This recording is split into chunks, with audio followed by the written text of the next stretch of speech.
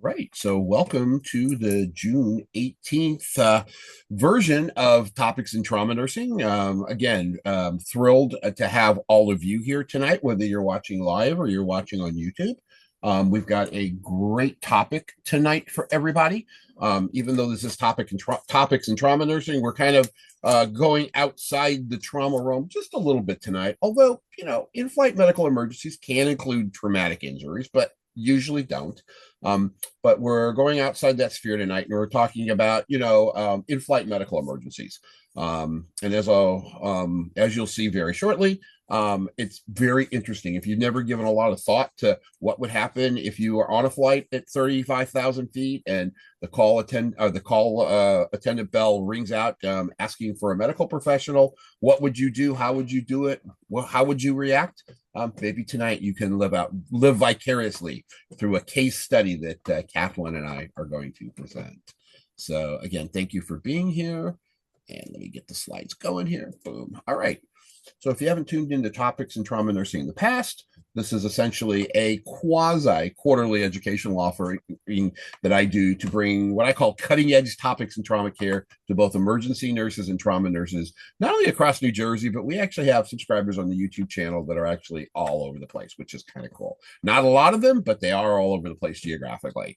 And we have subscribers, and we have people who come on and watch live that aren't necessarily practicing in the emergency or trauma environment. Sometimes they're practicing in the ICU, the outpatient settings, and they just have a fascination for what we do.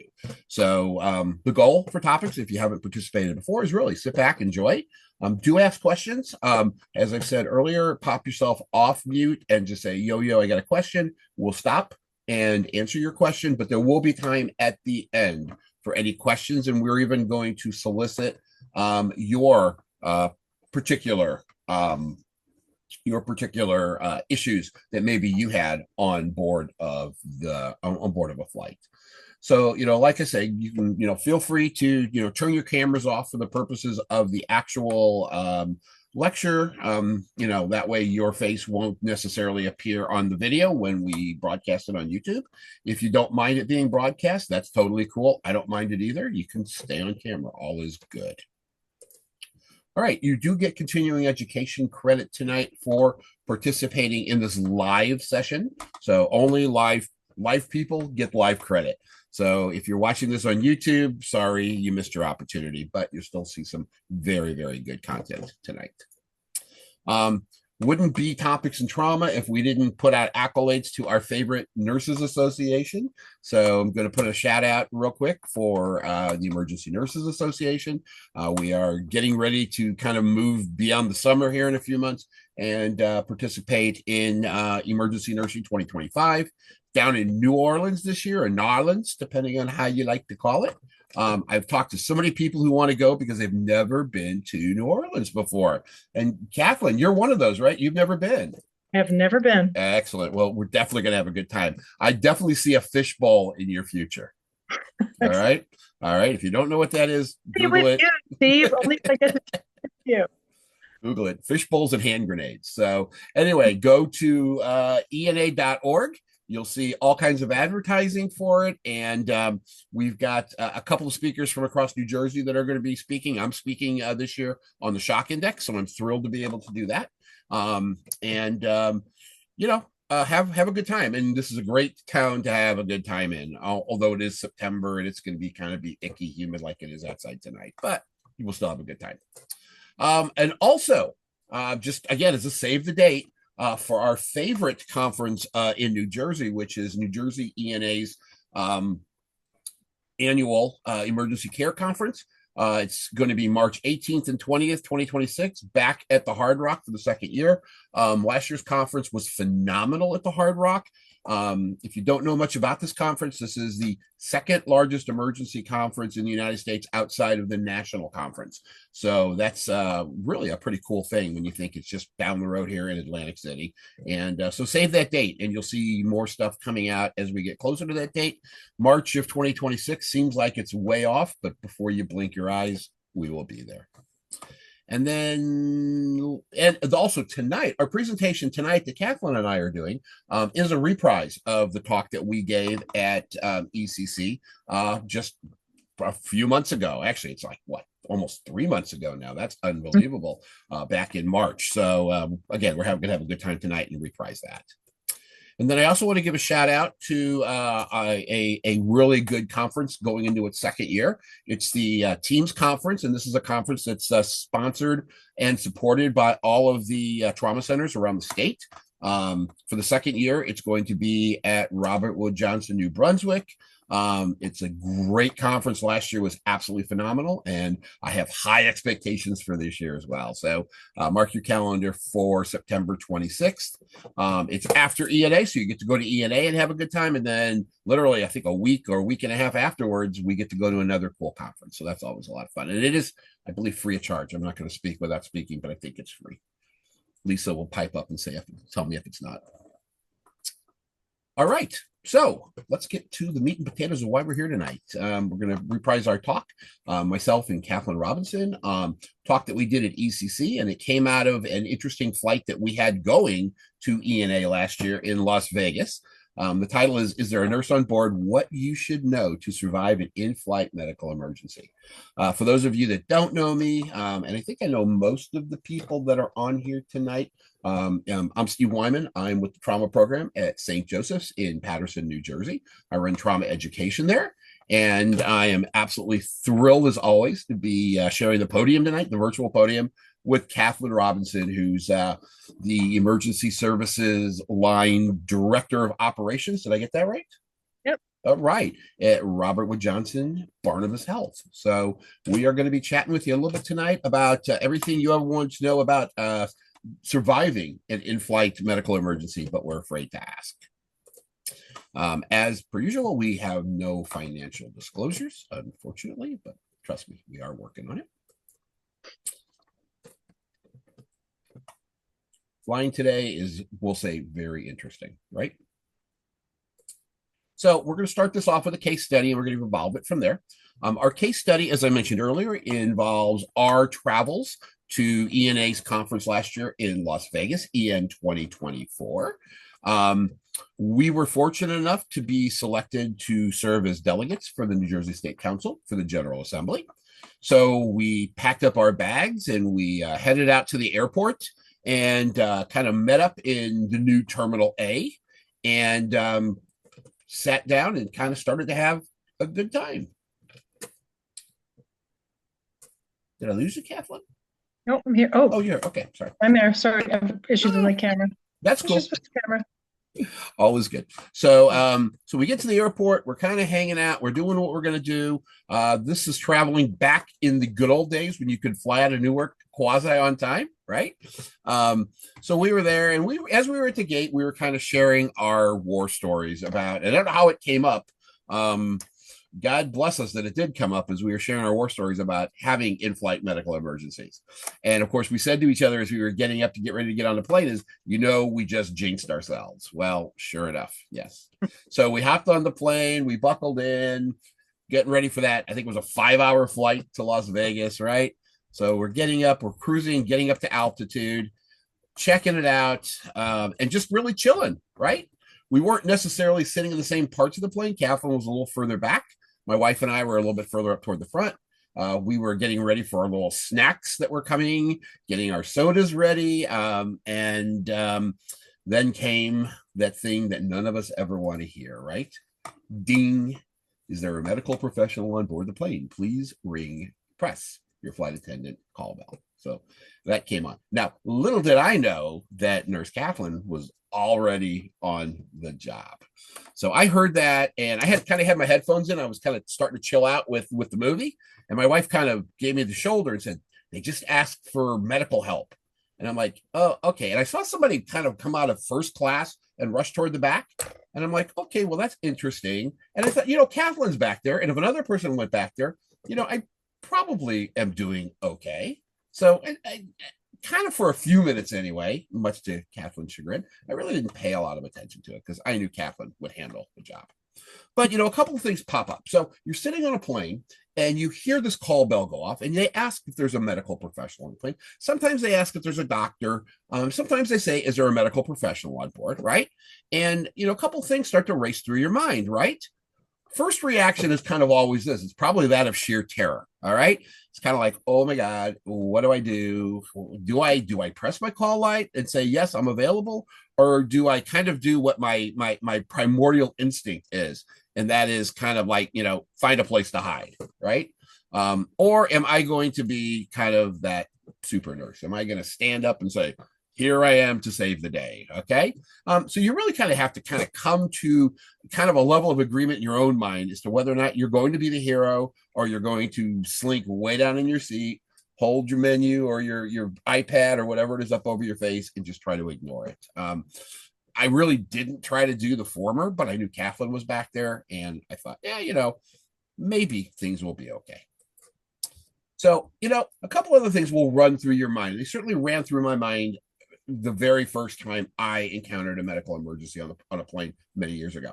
And it really was, what is the likelihood there's somebody else on this plane that's a medical professional besides me, right? And it's kind of interesting because when you start delving into this, you find that there really is no good answer. There's nothing in the medical literature about it, right? I went to a blog that was a flight crew blog, and I found this little mathematical pundit that was there that they said, mathematically speaking, given the number of doctors and nurses and NPs and PAs and EMTs and medics and other medical providers that are out there, they said statistically there's a 1 in 20 chance that there is another healthcare provider. What does that mean? Okay, I'll let your mind run with that on board the plane, right? And then I kind of got to thinking about that statistic. And you know what? If you are on the plane, then guess what? There is 100% chance that there's a medical professional on board that plane. How do you like that? So it's good to know that you will never be flying anywhere where there isn't a medical professional on board to save the day. All right. So isn't that good to know? The other thing you start to think about is how often does this happen, right? How many times are people getting sick on a plane and how sick are they going to be and what kind of things need to be done with them, right?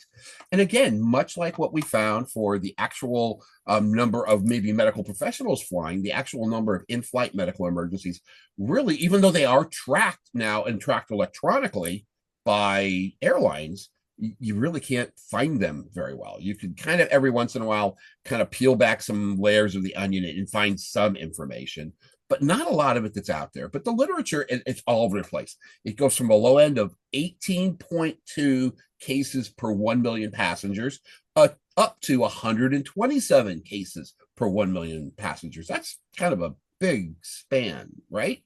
Then you can get mathematical about it. And you can say, all right, so if they happen statistically 1 emergency for every 5,000 flights, and there's 45,000 flights a day, there's 9 incidents of medical emergencies going on per day. I don't think so. That flies in the face of when I put on my disaster hat, because we were always taught in disaster medicine, you can expect 1 to 2 casualties probably for every 30 to 40,000 people that come to an event. So a stadium, a game, wherever it may be. So if you think there are 45,000 planes flying a day and they have somewhere between, 40 and 200 people on them, that's a shit ton of people flying. And to only think you're only going to have 9 incidents per day, I don't think so. So we're going to kind of strike that out of our mind. The other thing that comes to our mind is the emergency, how serious could it be, right? It's in a plane, how bad could it be? And what about the flight attendants? The good news is the flight attendants are all trained in basic first aid. They're trained and credentialed in first aid and CPR. They do go through competencies just like we do with our skills days in our institutions. And interestingly enough, up to about 70% of medical issues that happen on board these flights are actually handled by the flight attendants. In fact, you know what? If you go back into the history of flight attendants, the first flight attendants, it was required that you were a nurse in order to be a flight attendant. So there you go. And oh, by the way, when you step up and help out, you're considered a medical volunteer on the plane. Okay, emphasis on that volunteer. So if the overhead announcement is made, unfortunately, probably expect it's not going to be something really minor. It's not going to be somebody who skinned their knee or bit their tongue. or is asking for a Band-Aid or a Tylenol. And then you have to ask yourself, am I in any shape to help out? Right? Did you imbibe at the bar at the airport before you jumped on the plane? Now, here you see Cathlyn doing good. She's got her Starbucks and all is good. She's not imbibing in the Bloody Marys, but what if you had? Or what if you popped your Ativan before you jumped on board? Or you popped Benadryl before you got on board? And maybe you're not in peak shape. Maybe you were drinking, and not for any of us that are on this call, because we're all emergency nurses. We're all very facile in any kind of environment that we're in. God forbid somebody needs our help. But do you have the requisite competence to help out, right? I mean, I've been on planes, and I haven't been, fortunately, unlike my colleague here, on a lot of flights where there's been medical emergencies. But in my traveling years, I've encountered them. And I've come up with some very interesting people who stand up and volunteer themselves to be a medical professional. Cathlyn, what's the most strangest person that you've encountered that got up and claimed to be a medical professional? What kind of a medical professional were they? Well, aside from our last flight, who we never did figure out what she was, a 75-year-old obstetrician gynecologist was very helpful. There you go. I'm sure. And were we birthing a baby on that plane? My man was doing a funky chicken vasovagal. I'm like, Yeah. well, I'll give you a report. Yeah. Yeah. And I've gotten up and I've had veterinarians help me out. And maybe not so bad if it's an unconscious patient. I mean, or I've had psychologists get up, and again, that's great in the aftermath. Probably come back to my seat and talk me through my PTSD, right? But really, do you have the competence to help? Because people don't realize when you're up there in that compressed tube at 34,000 feet, and maybe you're the only one that gets up, you kind of better know what you're doing, okay? And if you don't, then you could not be in a good state of shape. All right. Then we always, because we're healthcare professionals, right? We worry about the legal implications associated with assisting at 34,000 feet. And what are they?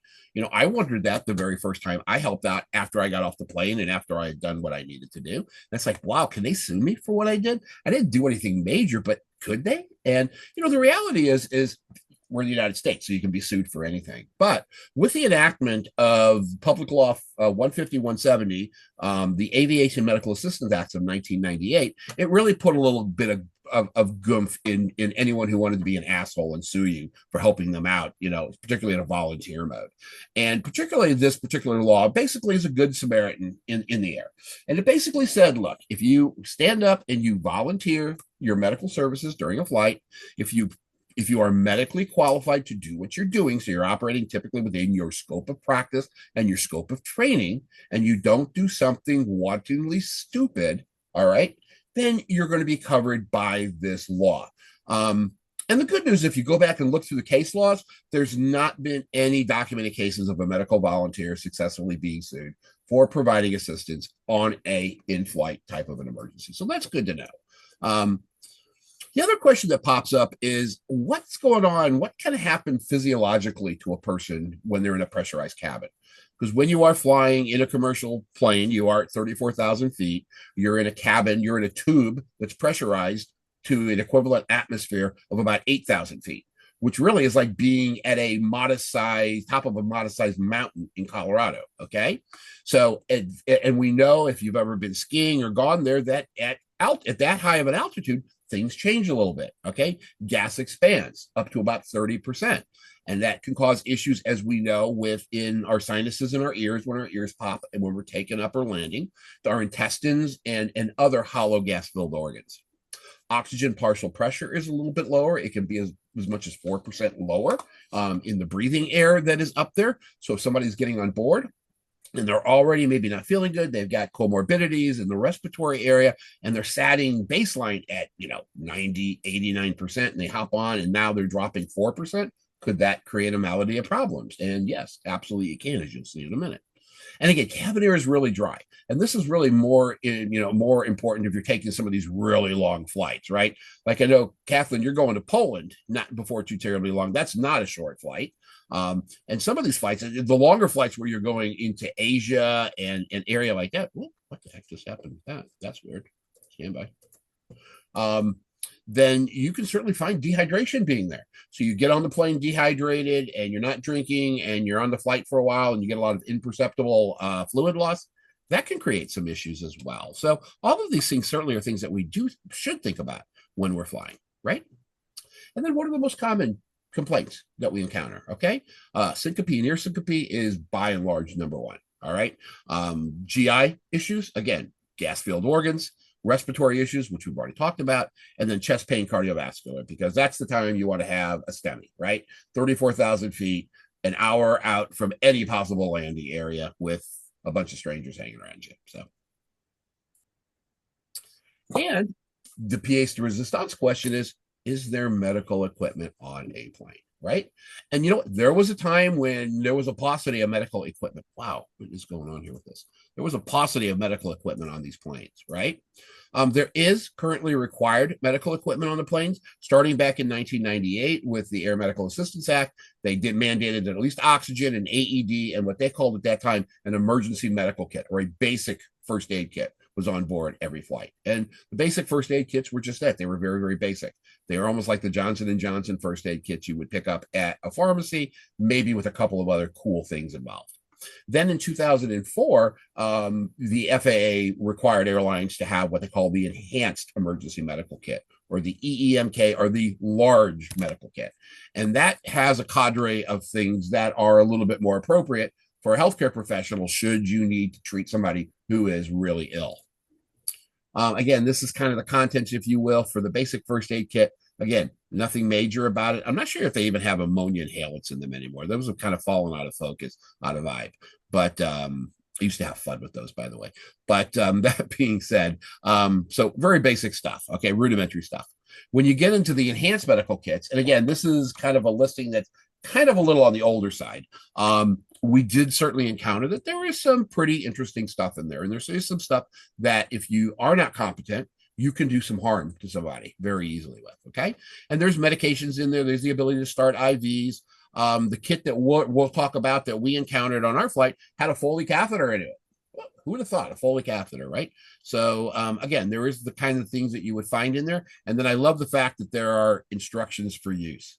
Because if you're standing up and the person is going through the kit and they're reading the instructions, that's probably what I would look like as well.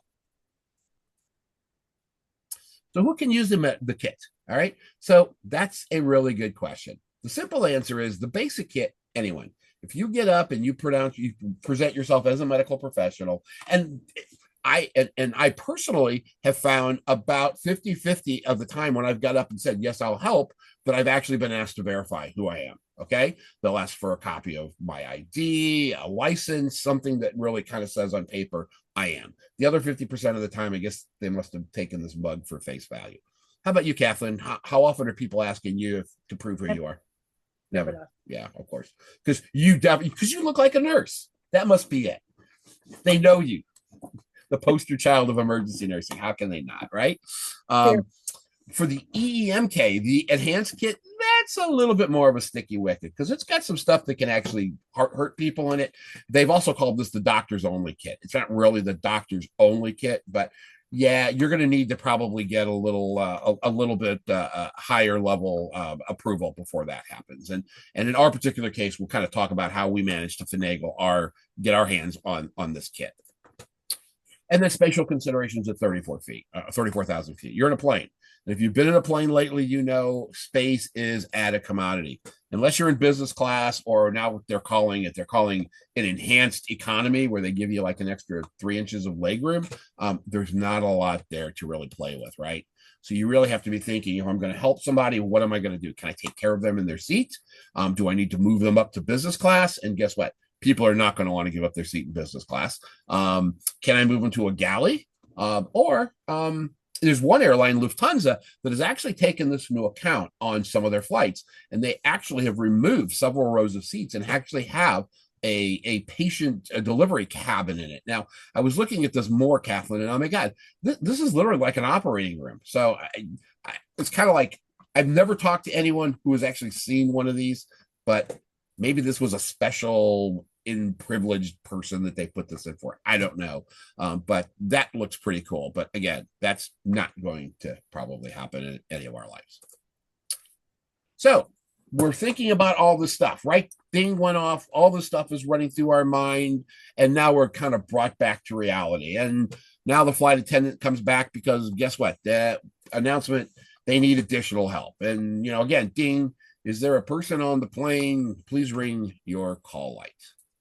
And in this particular case, before I turn it over to Cathlyn, I said, you know what?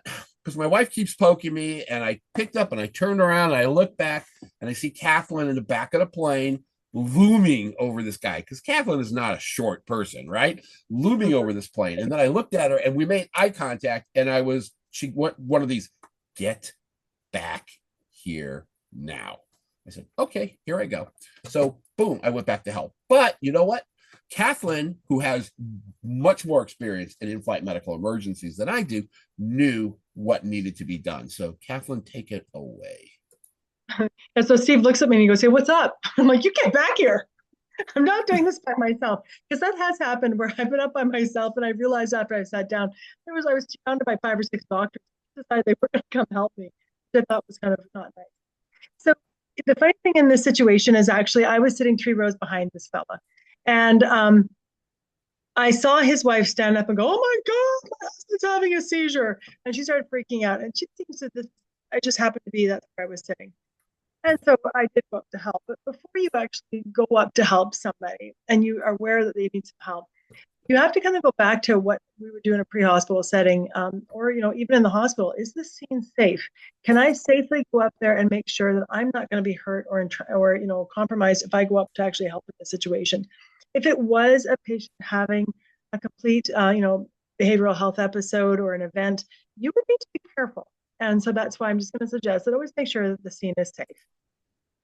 And the next thing you want to do is you want to make sure when you go up to the patient, the person who's needing your help, that you do say, hi, my name is Cathlyn. I'm an emergency nurse. Can I help you? And if the flight attendants are already there, you want to establish who you are really quick. And generally what I've found is if I say to them, I'm an emergency nurse, can I help you? They stand right back and yes, please do. Because the flight attendants are, like Steve was saying, they've seen a lot. Actually, they've seen a lot more than you realize, but they don't really want to deal with this, quite honestly. So it's important that you identify who you are, what you do. And then it's also important that you tell the family that, I can be trusted. And generally what's interesting about being a nurse is that the minute you say you're an emergency nurse, there is an immediate trust of you and what you're able to do. And I've never had anybody question no, don't touch my loved one. They're like, oh, thank you. Because it's really, really scary for family members on a flight. The last thing too is that if other people come up and say, can I help you? You may say, yes, I'm Cathlyn, I'm an emergency nurse. How can you help me? Try to establish if you can what they do. There was nothing wrong with that OBGYN coming to help me. I appreciated him being there, even if it's just for moral support. But I think it really is helpful if you have an understanding of the skill set of the person that is actually coming to work with you. So it was really nice. As soon as you get a couple of emergency nurses like Steve comes up, another emergency nurse did too in that situation. It was very interesting to see how immediately the 3 of us started to work together. We had never worked together in real life. I know, never professionally, but we were all able just to work together because that's kind of how we roll in emergency departments. It was very interesting. Steve, I don't know if that video is going to work or not. Does it work? Yeah, it won't. It's embedded, and for whatever reason, this version of PowerPoint doesn't let me play it. Okay. All right. Okay, so the first thing is we're going to take it back to almost I taught TNCC today, and it's almost like doing a TNCC sort of algorithm if you've taken TNCC or ENPC before. The first thing you want to do is, you're walking up to this person, you're doing your bit of your across-the-room assessment. What are you seeing? Sick or not sick? Do I have a problem here? And, it's very possible you could have somebody who's bleeding or that they have an obvious injury. Maybe they've fallen in the bathroom and you just don't know. Or, is there an issue with level of consciousness or is there a problem with apnea? And those are kind of the first questions we ask in TNCC. So you're kind of doing that little bird's eye, review to sort of see what you're walking into. And then you're going to have to say to yourself, okay, where are they sitting? And what's around the patient. So in this situation, the guy was sitting in the middle seat. His wife was against the window. So I basically walked up, threw the person out of this aisle seat nicely, but I said, could you go sit over here, please? Because I needed to be able to have access to the person. It's much, much easier to be able to sit right next to them and then get an understanding of sort of where you're situated in the plane. For us, we were actually towards the back third of the plane. So we were actually relatively close to the back. And when the flight attendant comes up to you, you can say to them, could you get me your basic medical kit, please? Or, they won't know. If you say EMK, they might not know, but just say, could I have your basic medical kit? They'll always give that to you as a nurse. They won't give you the advanced one immediately, but they will give you the basic. Now, the next thing you want to say to yourself is, okay, let's go to A, because it always comes back to airway, breathing, circulation. And you do want to say to yourself, okay, what's my AVPU? Are they alert? Are they only responding to me verbally? Like if I verbally stimulate them, am I having to like really rattle them to get them to wake up, or are they completely unresponsive? And that does happen. I hate to tell you. And then you also want to sort of figure out what their airway is, what's going on with their airway. And so, if they're talking to you, it's very likely they've got a pretty decent airway, even if it's just a little bit. Okay. But, if they are talking to you, get an understanding, what does their voice sound like? Are there any secretions? Is there any swelling or edema that you're kind of aware of? Is there a possibility of a foreign object or an obstruction? What are the sounds that they're making? The reality is we would worry if someone is having an allergic reaction, if they start to swell about the mouth and the face, I would start getting pretty worried, quite honestly. Or if they've got if they're having a hard time, they're doing that, clutching in my throat. I can't really talk properly because they're choking. Well, again, that's going to be another scenario. Now, if they are unresponsive, you're going to have to shake the patient. Okay, and I'm not going to go and do like a sternal rub on somebody else. I'm going to shake them pretty hard on the shoulder, try to get them to open their eyes or get them to respond to me. If they don't, I have to figure out how to open their airway. And if you're sitting in a seat like that, probably the best thing you're going to do is lean the seat back, and you're going to try to do a bit of a head tilt and lift if you can. Try to get that airway open to figure out what's going on. See if there's an obstruction, if that's caused them to become unresponsive. If you have an unresponsive patient, you're going to have to consider moving, because it's really, really hard to work in that small space. And particularly if they're not breathing, you're going to have to get them out so you get their airway open, start to bag them. Okay, so just in the back of your mind, start thinking, okay, I got to play this chessboard. What might be the next 10 steps I've got? And then one of them might be to get moving towards the back of the plane. If they are choking, this is kind of tough. If they're sitting in the seat, they've got that classic symbol of sign of like, I'm choking. You could basically do almost a chest thrust with them sitting. And in the seat, another option could be to get around behind them in the seat. You have to kick people of the seats behind them, but get in around behind and reach over. And I'm almost 6 feet tall. So I could maybe reach over the seat and actually do a bit of a chest thrust. Otherwise, it's going to be try to do some chest thrust sitting in the seat, bring them forward and do some really, really solid back blows. Try to get it out, but probably your best bet is try to stay with them. Back blows, front, back blows if you can. Okay. And just hope whatever it is, you can dislodge what's in there and they're going to, spit it out. Now, if your airway's okay, you're going to move on to B for breathing. And the first question you say to yourself, are they breathing? And if they are breathing, what is the rate, the rhythm, the depth? How comfortable do they look? Is the chest rising and falling symmetrically? And do they still have pink skin, or have they gotten fairly pale or blue on you? If you're looking at them, particularly with children, what does work of breathing look like? If it's a child, are they working harder? It's hard to see retractions without lifting up their shirt. If it was a little kid, if I was concerned about the breathing, I probably would lift up a little kid's shirt. An adult, I'm probably not going to, but I'm going to look for any strain in the neck. I'm going to look for anything that's telling me that they're working a little harder. Now, what's interesting about that basic medical kit, by this time, you should have your basic kit, and there's usually a SAT probe in there, a SAT monitor. Pop that on them immediately, as soon as you get it, actually, because what's nice about it is it'll give you immediately a heart rate, so you know what you're dealing with, actually, and you can also tell if their heart rate's irregular with them.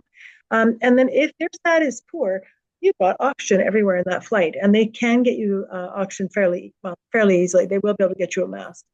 Now, if they are not breathing, if you look at them and they've got agonal respirations or they're not breathing, you're going to have to move. Okay, you're just not going to be able to sit in that seat because you won't be able to get the airway open and bag them appropriately.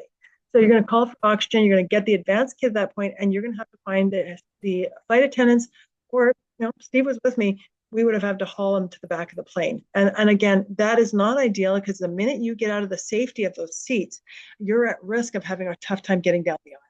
Okay, but I don't see us resuscitating somebody very easily in that aisle either. You could start in the aisle and then drag them down. I don't know. You're going to have to sort of figure out logistically. It depends on the size of the person too, right? So just considering. Next one is C for circulation. And so when you're sitting down, if I'm sitting down, it's all pretty fast. Airway breathing. I'm sitting down. I will immediately put my hand on their wrist. I'll go for a radial pulse. Just by touching them, I'm going to get a really good understanding of, one, do they have a pulse? And, what is the skin temperature? Are they moist? Are they cold? Like, are they warm? Are they cold? Are they moist? Are they dry? And just by feeling their radial pulse, I can tell if someone's in AFib, if they're bradycardic, if they're tachycardic. And, in these situations, there are times where I've sat down, it's hard to feel that radial pulse, and they are brady. In this case of this guy, it was hard to feel the radial pulse, and he was incredibly bradycardic. So, you have to sort of start thinking, okay, do I have a pulse that's going to sustain itself? Now, let's say you sit down and then the person doesn't have a pulse. Well, you got to move because you're going to have to start compressions. So you're going to call for the AED. You're going to tell the flight attendant, worst case scenario is here. We're going to get to the back of the plane. Get me your AED. Let's go. And then you're going to have to move yourself into an ACLS algorithm. What's interesting about the large medical kit, though, is it does have all the medications you would require to start an arrest. And you would just have to sort of do some basic life support to begin with, get some good compressions going, get that person circulating again. It could be that just some compressions would be enough to get them to the heart to start again. And if it's not enough, you're going to have to try to get some. Hopefully, you got some help. Somebody else can probably do CPR for you. The flight attendants can do that for you. There might be another person in the crowd that is also capable of doing CPR. Lots of people are trained in CPR. That will alleviate you to do other things that only a nurse can do, like start an IV, like consider what medications you might want to give. Okay. If you get to that point, it's getting pretty serious. Okay. Okay. And then the next one is if you don't get to that point, they've still got a pulse. They could be a little bratty. They could be a little moist. And then you want to think about disability or their level of consciousness. Are they alert and talking to you? Do they make sense? What is their Glasgow Coma scale? Are they responding to command? Look at their pupils. I check this guy's pupils. And then in your little medical kit, there's always going to be a glucose monitor. Now, just going to warn you, they're not that easy to use. So this is the one that we had in that flight. And I've run across this one a few times, and I don't like it. What you're going to do is that little disc on top is actually the glucometer. Underneath in the container is your strip, which is fine. But they only give you one stylet. So if you screw that stylet up, you don't have another one. And so I was mucking with this thing. I couldn't get it apart, first of all. And I've had it where these little glucometers, the battery doesn't work. In this situation, fortunately, it did work. The little stylet thinger was not great. We got it finally to poke the guy's finger, and fortunately his glucose was normal. So that was good. But let's just say, hypothetically, if the person's unconscious, you still want to do an AccuCheck, a glucose check. It is one of the easiest ways for you to discern what is causing a change in the level of consciousness. So always use that to make sure you're getting that done. It's a really good thing to do. And one of the things, a question popped up in the chat box from Natalia. She said, do they ask you for a license or show proof that you're a nurse? And as we said earlier, me, about 50% of the time they did. I just must not have a nurse face. Cathlyn, never. So they're really supposed to, in all honesty, but I think they're probably glad somebody's getting up and being who they are. I think honestly, by the time they see what I'm doing and how I'm talking, I think they don't even question it. That's the way we are as emergency nurses. All right, so that's airway, breathing, circulation, disability. I'm not going to expose them. I'm going to get a full set of vital signs. I will do that. And you will be able to do that. You'll be able to get. There's a blood pressure cuff. You need to use electronic cuffs because it's really, really difficult to hear anything if you do have a stethoscope and a manual cuff.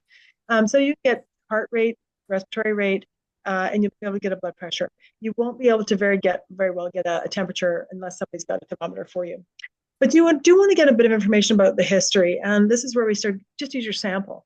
Tell me what the symptoms are. Tell me what's going on here. Do you have any allergies? Do you take any medications? And it's really important to find out what meds they're on because it's going to affect how you approach. Tell me about your health problems. Do you have any? Have you ever had a heart attack? Do you have high blood pressure? Do you have high cholesterol? Have you had seizures before? Tell me about you. When was the last time they ate? And that's actually really important because on a flight, often if it's an early morning flight, people don't eat before they get on. They don't drink anything, and they're going to wind up hypoglycemic and normally very dehydrated, just getting on the flight. And then the last thing is, what were you doing in the last 24 hours? What were you doing in the last hours before getting on? How have you been feeling? Have you been sick? Like, what's going on here? And then, as much of an assessment as you would actually need to do, it's possible you need to do a bit of an assessment. Let's just say it's asthma. There's a stethoscope. You might want to listen to breath sounds. Okay. Or let's just say, hypothetically, they're having chest pain. You might want to listen to heart sounds and try to get an understanding of what their lungs are sounding like. It just as an idea. Right. And if you see kind of the screen kind of doing wonky things, I apologize. I think I got a bad mouse. So it's almost like it has a mind of its own sometimes. So trying to keep it in check and balance. Not working very well. All right. Okay. Now, when you're working as a team, it's just like being in the trauma bay. You're going to establish who you are, what you can do, what is your scope of practice, and put in some roles. So in this situation, because I was the first to respond to this guy, I ended up being the lead. And so it was my responsibility to basically do the assessment. So I was sitting next to him in the seat. I was the primary communicator with the passenger and his wife. And in this situation, too, because I was that first kind of person, I was the one who communicated with the captain and with medical control. It just made it easier because I knew I've done this before. First, I've done this too many times. I'm not going to tell you how many times, but also because I felt very confident in what I was finding and what I was assessing. The second thing is it's really good to have a person who can deal with the equipment because the flight attendants will help you with the basic kit. If you get into that advanced kit, they're not going to be able to help you. What was wonderful is that Steve was able to get the advanced stuff, and between the two of us, we worked on the basic kit, and then when we needed the big kit, he loved that thing. Are you kidding? He had that thing open, was going through the whole thing. We found all sorts of good stuff in there. So that's totally Steve's strength, but he was also helping me with interventions. Another nurse responded as well. So I said, can you prime me a line? She primed me a 500 normal saline. She found me IV equipment. She found other stuff that we would need. And so between the two of them, Steve was pulling things out. She was priming and prepping, and I was actually with the guy. And then you always want to make sure there's somebody who is documented. That doesn't have to be a healthcare provider. It could be the flight attendant. It could be anybody sitting next to you. And it's really helpful because I'm going to see it over. I'm going to say, could you document, initial assessment, the vital signs, and what you want is to make sure that they're using their phone for time. Phone time is obviously universal, not their watch, unless it's an Apple Watch. But phone time, and then, just recording for you what you've done, at what time, and then that's going to help because then you can communicate back with the flight attendant and the medical team, because the flight attendant was actually documenting vital signs as we were going through, and they had a little app on their phone that they had to put stuff into. The other thing that's going to be really helpful too is if the person itself, just sort of keeping in mind, if you don't have a regular cardiac monitor and you're thinking of tools and interventions, what can you use? An Apple Watch can be very helpful. You could actually see if anybody on board has an Apple Watch they would let the person wear, and you can actually get a rhythm with, which is interesting. Now, in this situation, we didn't. His bradycardia did resolve, but it would be something you could consider, or if you have one, you could stick it on. Okay. So the communication is fairly specific, obviously with your own little healthcare team. So with Steve and myself and another nurse, and we communicated with the three of us. We also had a person who said they were a provider, a physician, come up and join us. We're still not really sure what this physician was doing. She said she was a doctor. We never could figure out where she worked, and she didn't seem to know what to do. It was the weirdest thing. So she actually documented for us. We did everything else between the three of us. We made decisions, and then we told her what we were going to do. But because she was a doctor, she was able to basically sort of say to the team, she would say, okay, well, we can open that kit or we can do this, even though we already made the decision about what we were going to do. To this day, we don't know where she works, and we're not sure. I think she might have been a family doc somewhere out west. We're still not really sure. But she didn't seem to know she couldn't really work with us, which was weird. Anyways, the other people that you want to communicate, obviously, is with the patient and the family. And, you want to make sure that you're telling the family what you're doing. Okay, keep them informed. And then the flight attendant and the crew. So the attendants, we're telling them what we're going to do. We're like, this is what we're going to do next. This is our next step. And I've had to say to the flight attendants before, okay, if this gets really bad, I want you to get me the AED and we're moving to the back. I've had to say that to them, and it scared them. But I think they knew that I was trying to help them know what's going on. And then the other thing that you'll have to do too is you'll have to talk to the captain. The captain is really in charge of that entire ship, and you need to let them know what you're dealing with. And I will, make sure that the captain knows I'm an emergency nurse, and I will speak extremely succinctly and clearly. There's no fluff. It's like, this is what we're dealing with. Because that captain has to make a decision for all of these people on the flight, whether or not it's a safety issue. Do we need to land? And the captain will say to you, do you think we need to divert the flight? I got asked this on this last one. And we had to make a decision. The other thing too is you'll have to talk to medical control, sometimes on the ground control. There's usually a physician that is down on the ground, and I've had to call down before, give report, and then they tell me what they wanted me to do. There's been some times where they wanted me to give meds, or I've just sort of given them what we had, and that I was okay on my own, and I wasn't going to do anything else. They're there to be support as well, but just sort of help give you guidance as to what you should do. Okay, so Steve, this was your lecture, right? Yeah, Or you just quickly, there most of the airlines do offer or do have some level of contract with some kind of a medical control, whether it is one of their flight surgeons or it's a company that actually provides. And it's usually an emergency physician group that provides online medical control. And you may not talk to them directly. I think in Cathlyn's case, in our flight, she was talking to the captain, and I think he had medical control on the line that was allowing us to do what we needed to do. And the other thing what was interesting, because talking about the licensure, is in this particular case, the flight attendant did ask for identification. And I was the only one who was geeky enough to actually carry my license with me. So that was, I guess, good enough after she knew who was there to give us that big medical kit. okay? So if you're in medical control, and I have talked to medical control, and something like Steve said, it's gone through the captain. You want to use an SR format, okay? And then it's really to keep it very succinct and clear. So the way you're going to start off, you're going to say, so can we utilize medical control to order the meds administered? I suppose you could. If you have to give meds, the one time the couple times that I've had, they said, "Could you please give this?" Like, yeah, I can give this. They probably could cover you. Like, let's say it was an arrest, you could probably say, like, I've already had to give 2 doses of epi, and they could say, okay, well, what was the situation? They probably could cover you. There's no orders. There's nothing to sign off. Like Steve was saying, this is sort of a Good Samaritan sort of situation. But you're weirder. It's a little weird when it starts getting to meds. You're right. And nobody gave me orders on this last one, and they didn't sign off the meds that we gave. So, in any case, use your SBAR. So Mr. Jones is a 56-year-old. So this situation, let's say it's James Jones. Mr. Jones is a 62-year-old male. Date of birth, if you have it, give it. Past medical history, and this is the real situation: hypertension, hyperlipidemia, and Type 2 diabetes. Type 2 diabetes. That's right. Okay.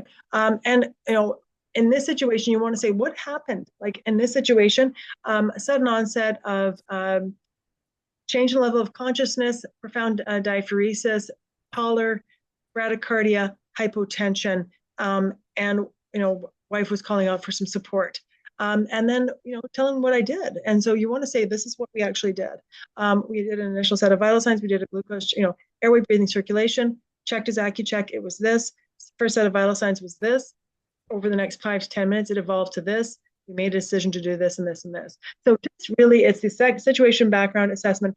And I'm recommending that we take him to the back of the plane. And I think we need to put an IV in him and give him some fluids. Okay. Because that's actually what happened with Steve and I. And that's more or less what we ended up doing. So the challenge is, what do you do if the plane needs to be landed? What if you think the plane needs to be landed? That's a negotiation with the pilot and yourself and your team. So with us, usually, that is a collaborative decision. So what our team did is, and I'll tell you more about exactly what we did for this guy, but we huddled as a team. I said, okay, come on, you guys, come on, we got to huddle. And actually we did huddle. And we made a decision as a team that we felt we could get this guy to Vegas. Otherwise, what the captain said to us is we need to either land this plane now, we're going to have to land early, or else we're going to commit to going to Vegas. We're going to be in the mountains. So we decided as a team that we could nurse support him to get through to Vegas. And we told the captain, yes, we think we're okay. And at the end of the day, if the captain is not comfortable, they will make the decision to divert. But you want to tell you, everybody else on the plane is like, please don't divert. Don't divert. Now, diversions don't occur very often, just 4 to 7% of the time. And most times it's because it's pretty serious. You got an arrest, you've got a big cardiac event going on, maybe an OB emergency, or perhaps they're having a stroke. Okay.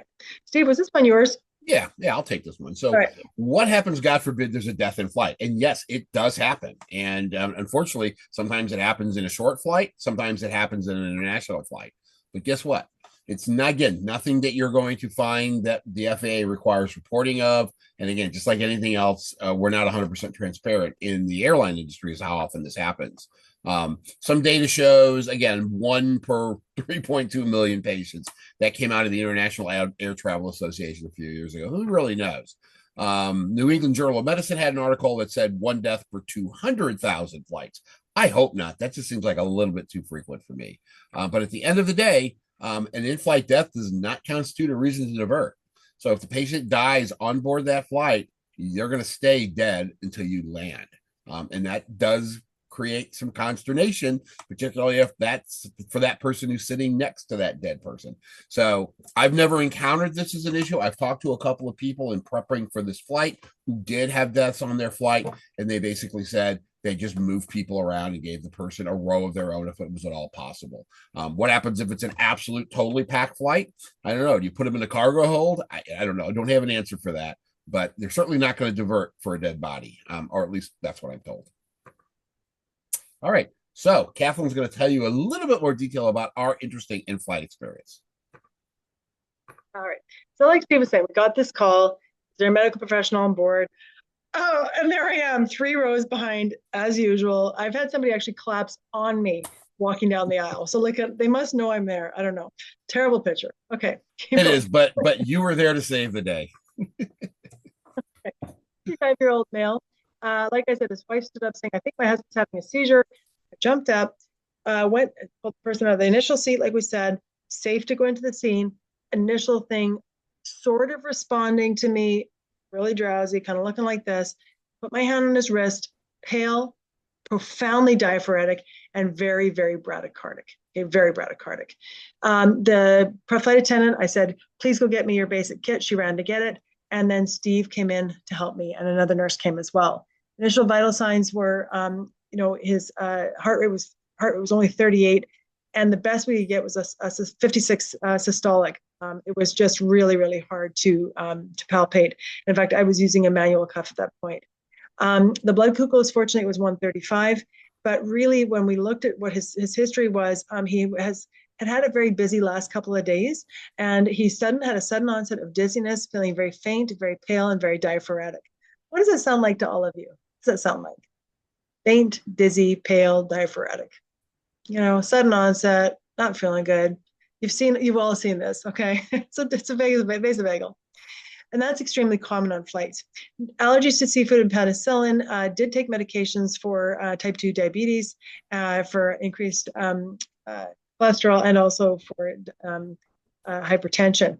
And that was his past medical history. Now, the thing about this guy is he'd had a meal the night before, because it was his wedding banquet. And this poor man had just gotten married over the weekend. He hadn't been drinking, probably not sleeping very much. And unfortunately, had wound up getting to the airport pretty early in the morning, had not eaten, had not had anything to drink, and was probably just a little overwhelmed, tired, et cetera, et cetera. He probably took his meds, had a little lisinopril, and then really didn't have pressure. So that's kind of what we were dealing with. So the emergency team consisted of 3 of us as emergency nurses, and here we were all on our way to ENA, and then this primary care physician that we think that's what she was doing. Steve was asked for proof of licensure, and I had to tell you in full transparency, I now do carry a copy of my license in my phone, like as a picture, just save it. When we did a repeated set of vital signs 10 minutes later, he was starting to get a little better. He was still fairly pale, still quite diaphoretic. Blood pressure was now 79/52, heart rate 72. He was starting to come around, but he still wasn't feeling good. Mild nausea, that overall just not 100%, not evolving. And we sat there for a few more minutes. He's still not looking much better. His blood pressure is not coming up. And we asked for the advanced kit. They brought the kit, and we realized that the best thing was going to be is to move him to the back of the flight, that we were at a point now with that blood pressure well below 80, that we probably needed to start aligning get some fluids into him. We just didn't feel we were going to get much further with him. So we made a decision to move, and we communicated with the flight attendants and the captain that we were going to move to the back of the plane, and we moved to the back galley. That was the best we could do. There was no place to put him. I walked in front of him down the aisle. Steve walked behind, and he was able to mobilize at that point. And we basically made sure, like Steve was basically, you were hanging on to him kind of from behind, weren't you? Like I feel like I was holding his belt. I was holding his belt. Yeah, that's right. You're holding his belt. The guy was not going to. No. Now that is the advanced kit that we have on the floor there. What we did is we just basically lay him on the floor, put a pillow under his head, and covered him with a bit of a blanket, and then sort of start pulling out this medical kit to get a look at what's going on. And there's not a lot of room in those galleys, so it was fairly squished still. Okay. So, Steve, do you want to talk about what you found in that? Yeah, so when we opened it up, the thing that popped us actually was a card that said, thank you for volunteering, okay? Didn't have a Snickers bar or anything attached to it, so I was a little disappointed there. But it was thank you for, and here's a list of everything that was in there. The kit was extraordinarily well put together. Now, we were a little, as you can imagine, we're kind of out of our environment, so this didn't dawn on me until kind of after we had treated this guy, but the kit was color coded and everything was color coded based on the kit. So if you looked at it, if it was red, it was in a red pouch. If it was yellow, it was in a yellow pouch. We were just going through this thing like kids tearing through a toy box. There was stuff flying. There was a Foley catheter flying, getting our stuff out so we could, get a line in this guy. But what was kind of funny is that the reason why there's a Foley catheter is you could have somebody in retention. There was also IV Lasix though. So if you had somebody who was in, flash pulmonary edema, you might want that Foley. I don't know. The thing is, there was a Foley catheter. There was no bag. So you'd be draining it into, I guess, like water pitcher. Yes, I don't know. So when we got him into the real galley, it's pretty tiny airspace, and we decided we were going to put a line in him. So I did put a 20 gauge in his left AC, and let me tell you, I was like, please God, let me get this in. Please God, let me get this in. And the other thing to be aware of too is that the IVs they have on board are not bloodless. So, we're kind of used to the ones that kind of bleed back slowly. Oh no, I got blood all over the place. And, even though I was doing my best, I was really glad the guy had decently juicy veins. We got one in. Started a 500 cc bolus, and fortunately, his blood pressure did come up to 160/79, and his heart rate improved to 80. And he started feeling quite a bit better. Continued to communicate with the flight attendants, and they were taking the vital signs. That's the other nurse who was working with that day. So the captain, we ended up debriefing him, so letting him know what was going on. He said to us, "Do you want to divert?" And that was where we made the decision as a team after huddling that we could cope with him because he was really coming around. And we said to him, "We know we confidently feel we can manage this guy with us. We've got enough fluids on board still. We can continue to nurse him and take care of him." The captain felt confident in our recommendation. Now, the next thing was he was still continuing to improve, but what we wanted to see if we could sort of road test him a little bit, at least get him to sit up. And so we assisted him to the sitting position, and then his blood pressure dipped down again. He immediately got quite dizzy, and he started getting nauseated. And blood pressure went down below 100 again. So we continued fluids, and by this point, we'd probably given him about 1,500 mils of normal saline, which is actually quite a bit, for some guy on the plane. We did consider giving him some ondansetron. We did have a PO ondansetron in the kit. We gave him a second, and actually the nausea settled down, continued with the fluids, and then we were able to sort of see if we could get a bit of juice into him. So we started off with just some really, a little bit of apple juice, just to see if that PO would stay down, and he did. And it's just like rehydrating a little kid. The rule is that you give a teaspoon every 3 to 5 minutes, and that's what we did with him, a sip every 5 minutes. And if you rehydrate somebody carefully like that with a little bit of sugar in it, it usually will stay down.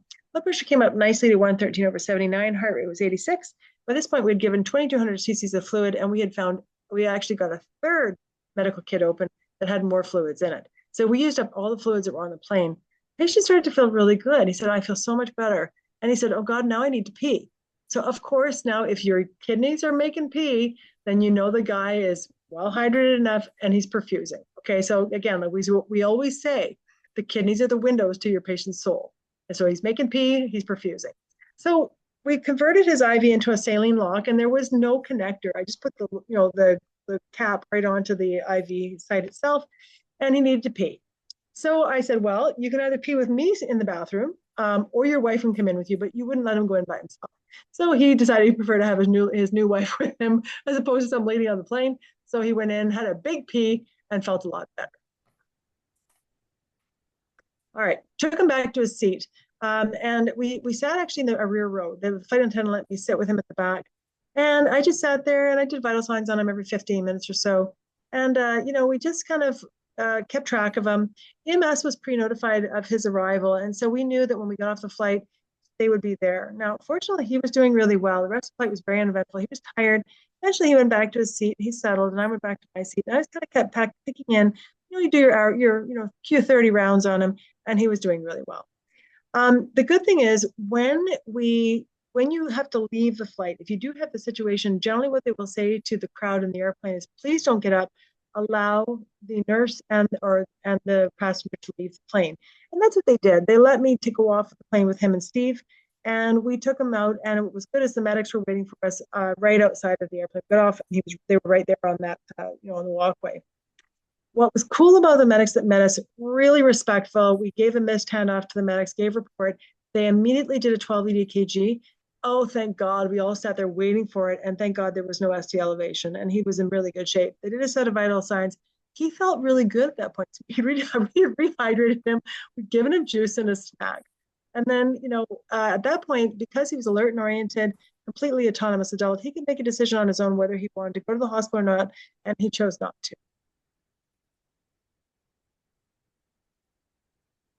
What's going on with your slide, Steve? Go ahead. Oh, I'm sorry. That was me. That wasn't the mouse this time. Okay. So I think the main thing is like once you've started the care, you have to continue the care until you release the care to somebody else. And so I was releasing care to paramedics, and then they released him on their own. You want to document what you're actually doing. And, I found this actually, I did keep it. You can keep this for yourself. I actually just took a picture of it. I kept the piece of paper with me. I keep these weird things.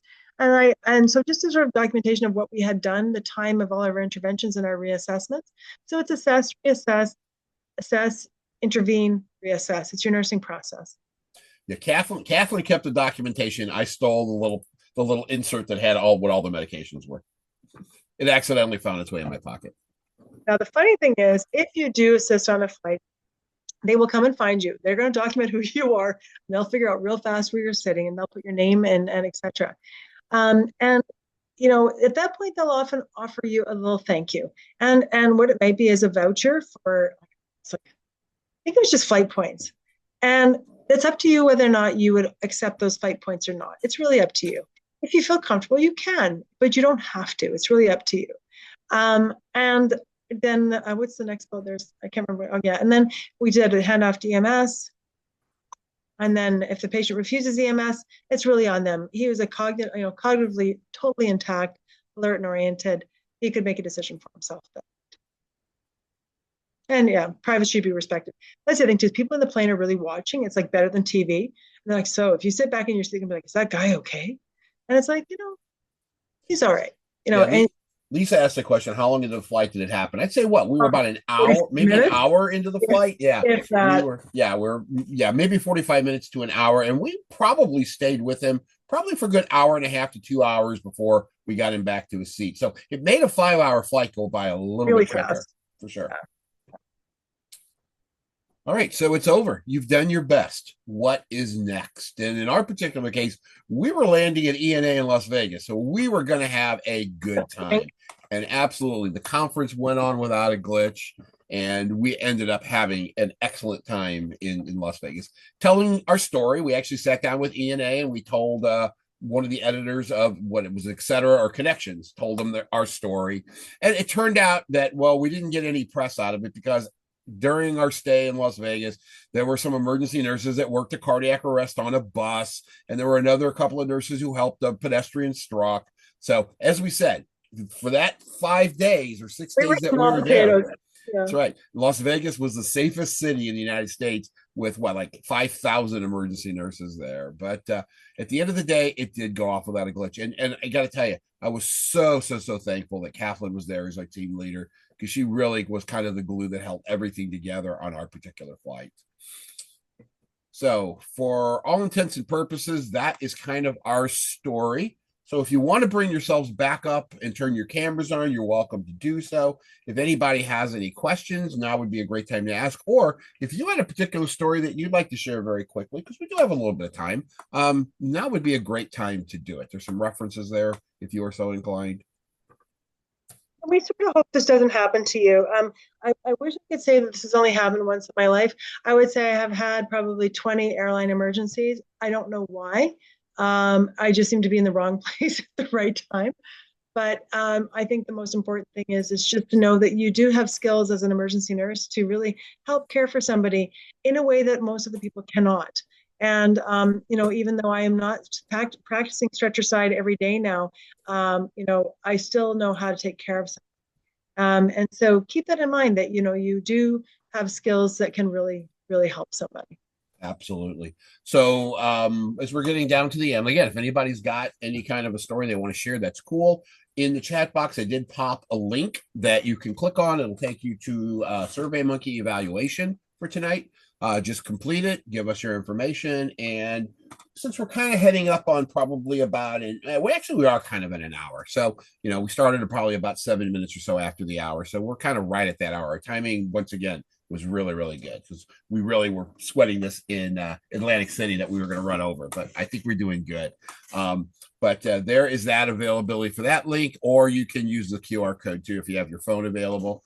Once again, if you're watching this online, unfortunately, you do not get credit.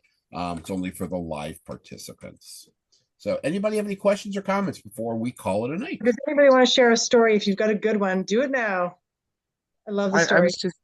I was going to just say, thank you to you both for sharing your experience and certainly for being there. I've had a very similar experience that you all did on a plane, somebody vasovagal, like the whole, almost very similar.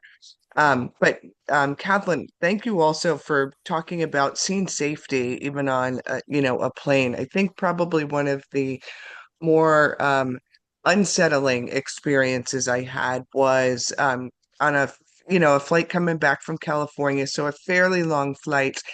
And there was a mom like one row behind me on the other side of the aisle with two of her kids. And one of them was, probably a young male, 18, 19 years old, but it was clear that he had some mental health issues, and he was starting to, decompensate, mid-flight. And my ears perked up. I was kind of watching and paying attention and kind of running through in my mind my de-escalation techniques and really watching. And she was doing a really great job of clearly it was his mom and she knew how to manage and help him through this. But that was probably one of the more scarier incidences that I've come across because that can, if you don't keep your cool, and they do fully decompensate, it's a small, like you said, it's a small place, a small space Yeah. to be working in. So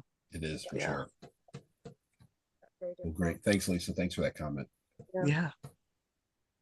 All right. All right. Somebody else is gonna have a good story, you guys. It's your big chance. Come on. I guess not. No Well, and worries. the other fun thing is, and Steve, you said your wife was with you. It's fun when you hear that message and the person you're flying with hits the button for you and they're like, she's a nurse. He's a nurse. Yeah, the first time it ever happened to me, I was traveling with both my daughters, and I think they were like 6 and 9 at the time, and we're going to Disney World. And we got on the plane, and that happened, and I'm like, I'm just gonna sit back. And then I heard my daughter go, "Daddy, my daddy's a nurse. Daddy, you can help." It's like, oh, cat's out of the bag now, right? Yeah, my kids are unfortunately, they've seen me do this way too many times. And they're always like, Mom, there's something going on over here. So, yeah. Well, thank you guys all for your time Thanks, guys. tonight. I hope you found this to be as enjoyable as we found presenting it. And Mhm. what I'll be doing for all of you is if you do if you complete the evaluation, and even if you don't complete the evaluation, I do have your email addresses. So I will go back out and I'll send you a link once I get this rendered and up on the YouTube page. And again, if you found it interesting and you want to share it with your colleagues, your friends, or watch it again, feel free to do so. If you have any questions or anything, certainly do reach out to either Cathlyn or myself. Be happy to answer them for you. And again, appreciate your time tonight. So thank you, everybody, and have a great night. Take care, everybody.